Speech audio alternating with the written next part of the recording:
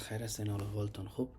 خب بیاین گپ میزنیم درباره ورد چی است و برای چی استفاده میشه و چه رقم استفاده میتونیم کنیم. مایکروسافت ورد که هست برای کارهای روزانه ما شما میتونیم استفاده کنیم. و کارهای روزانه ما چی هست؟ مثالش میخوایم درباره یک کسی درباره یک دکمنت یک نوشته میکنیم، یک خط نوشته میکنیم. قسم از است خط که شما که قلم پنسل نوشته میکنیم، همین چیز فکر کنید که این رقم قلم پنسل است که قلم که نمی کرسرتون است، این میره کرسر میگم این نمی کرسرتون است و این و ورق سفید که هست این میکنه تابچهتون است که نوشته میکنیم. ما این که نوشته کردن از زیر چی چیزا دیزاین خوبش میتونن، چی چیزای دیگر هم مندازین دیش مندازین. و مثالش یک تیبل مندازین و یک چهار چوکات مندازین برایش یک دیزاین که دیگه مندازین، خط دیگه رقم میسازین و چی کارا رو باید از بکنیم. ایره مشمو کلیک شده این کورس میبینیم.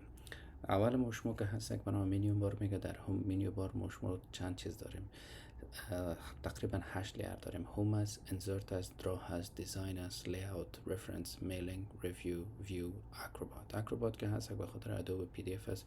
اکثریت اوقات بعضی کسان نمی داشته باشه به خاطر که من پروفایلش اکروبات دارم، به خاطر من دارم. در استاندارد که هست اینمی 8 دانه هست که 8 دانه می باشه که ویو هست، ریویو هست، میلینگ، رفرنس، لیاوت، دیزاین، درا، انسرت و هوم.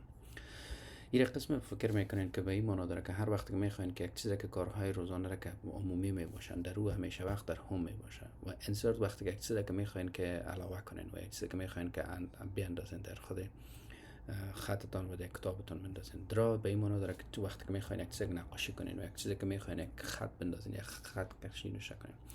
و دیزاین که هست که دیزاین به این مورد وقتی که میخواین که چیز دیزاین بکنین. و لیاوتش همچنان که به این مورد چه رقم نمایان میخواین بکنین. و رفرنس به این مورد که این کتاب از کجا گرفته شده، مأخذش به این مورد. میلینگ به این مورد که اگر میخواین که رای کنین از طریق میل که میل آدرس میباشه. و ریویو که هست وقتی میشه که میخوای که ریویو کنی که ببینی که کدام جایی که مشکل داشته باشه، گرامرش مشکل داشته باشه، چیزی داشته باشه.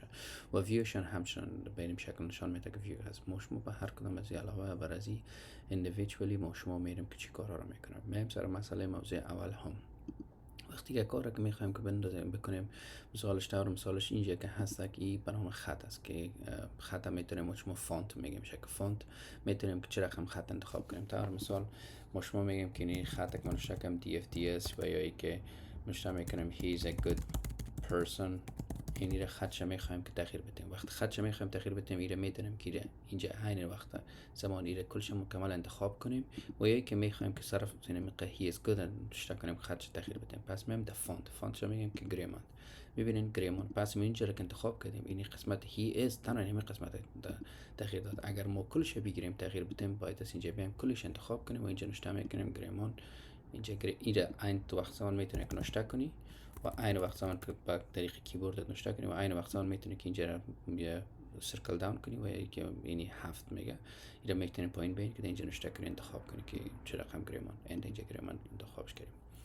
عین وقت زمان هست که میخوای که خط شکم که بولد کنی و یکی خط شکم که خط نوشته کنی که بولد شه و یکی میخوای که خط ایتالیک کنی. ایتالیک به ایمون در خط یک بغل کنی و هیچی میخوای که خط یک برنامه اندرلاین کنی. و هر وقت که نمیخواستی یک چیز بفهمی نامش رو نمیفهمی صرف سرش بیا هیچ چیز کلیک نکن، سرش بچک نکن، صرف هم ترکی بیا داریم سرش نوشته کو باز اندرلاین خط نوشته میکنم برات.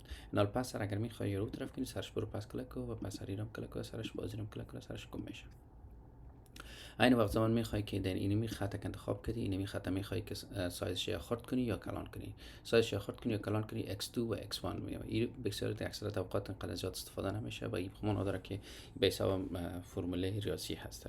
اگر میخوای که سایزش خرد خراب تغییر بده پس تو میتونی که از اینجا سایزش انتخاب کنی که 12 هست فعلا نیره میتونی 14 کنی و 15 کنی و 20 کنی 25 کنی.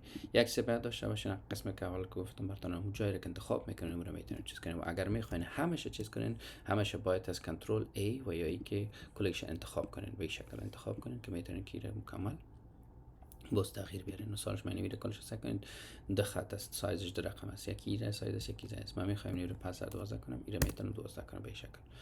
پس هر مهم که اینجا میخوایم که اینی حرف با حروف الفبت تبدیلش کنم. حروف الفبت کنم شو با حروف الفبت به نمادر A و A خورد به این معنا داره که میتونید که از اینجا هم کلان پایین کنین و همچنین از اینجا میتونید که خطش پایین و بالا ببرین اندازه سایزش که اینجا میتونیم شما انجام بدیم. پس سر میم سر موضوع دیگهش که میم که اینجا به نام ای هست که اینجا ای به این معنا داره. میتونید این را که سنتنس کیس است که اینجا لوور کیس اپر کیس. لوور کیس به این معنا داره که خط مکمل، اینجا کلش مکمل سکر خط خرد نوشته میکنی و یا اپر کیس اگه نوشته میخوای کنی کلش مکمل اپر کیس میکنی. بر علاوه که از اینکه مثالش یک نفر بیا پس سر بخوای با کل گیره اپر کیس نوشته کنی یا یک دانه نوشته کنی، میتونی که مکمل انتخاب کنی بگی که این انتخاب شده و اینجا می پس سر اینجا میگیری و میره میگه اپر کیس. اپر کیس نوشته میکنی اپر کیس میشه کلش. اینا لی رو میبینید کلشون خط کلان نوشته شده. اینجا پس سر میگیم که ما لوور کیس میخوایم. ببینید لوور کیس شده. میم سر موضوع از اینکه خط چه رقم میخوایم که اینجا نوشته کنیم، همین الفابت چه رنگش چه رقم نوشته کنیم، سکن رنگش تغییر میکنه. پس سر میم اینجا مثلا اینجا میخوایم که نمی خط این قسمت رنگ از این رنگ زرد داشته باشه در قفاش یا در پشت سرش، سکن اینجا رنگ زرد شده. و اینجا میخوایم که این رو میخوایم مکمل رنگ اینمی قسمت به نام رنگ با قلم سرخ نوشته شود، سکن با قلم سرخ. اما این انتخاب کنیم قلم سرخ. اگر میخواستین همگیش انتخاب کنیم قلم سرخ میتونید. انال پس اگر میخواین تغییر بدین اینجا میان سر از انتخاب میکنیم میگن نو کالر. نو کالر گم میشه. اگر میخواین که پس رو طرف کنین پس میگه کینیر انتخاب میکنین کلش پس میگن اتوماتیک. اتوماتیک اکثر اوقات برای قلم سیاه نوشته میشه. اینجا شد به نام اینی خط مکمل خواندیم. این قسمت این مکمل مخواندیم. انال پس میم سر موضوع از این دیگه که ده هم که هست که هیچ کارهای دیگر میکنه که این مشمول ویدیو دیگه میخوانیم ان شاء الله.